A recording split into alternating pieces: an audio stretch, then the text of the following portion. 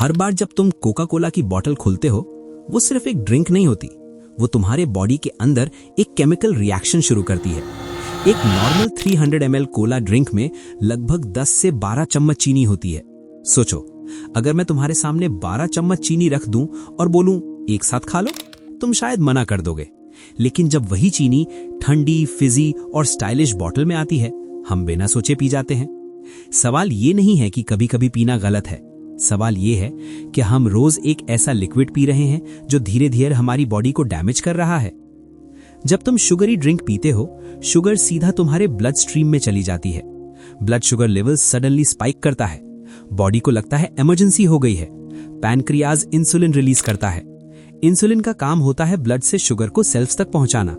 लेकिन जब sugar quantity ज्यादा होती है, बॉडी के पास एक ही ऑप्शन बचता है, एक्स्ट्रा शुगर को फैट में कन्वर्ट करना।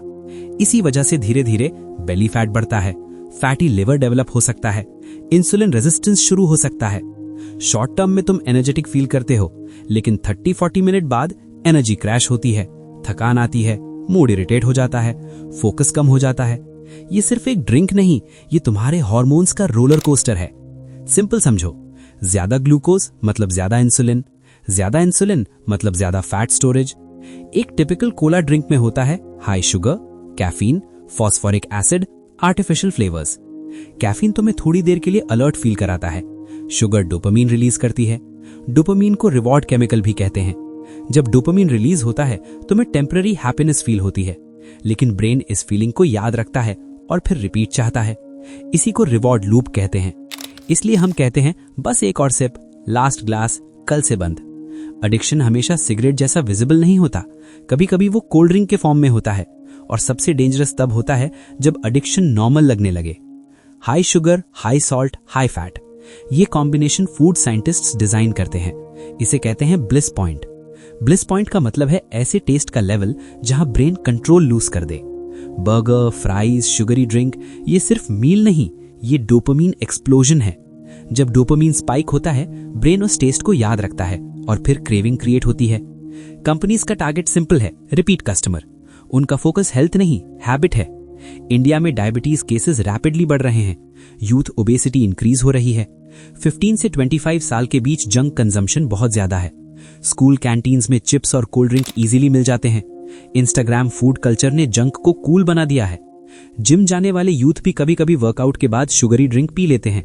सोचो, 1 घंटा जिम में मेहनत करने के बाद अगर तुम लिक्विड शुगर पी लो तो तुम्हारी एफर्ट का इम्पैक्ट कम हो सकता है।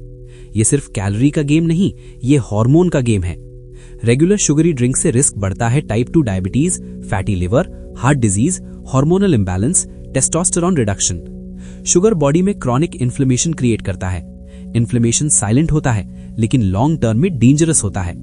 प्रॉब्लम एक बार पीने की नहीं है, प्रॉब्लम डेली रेपिटेशन की है। इसी को स्लो पॉइजन कहते हैं। सेलिब्रिटीज एड्स करते हैं, क्रिकेट मैचेस में ब्रांडिंग होती है, समर एड्स हैप्पीनेस दिखाते हैं।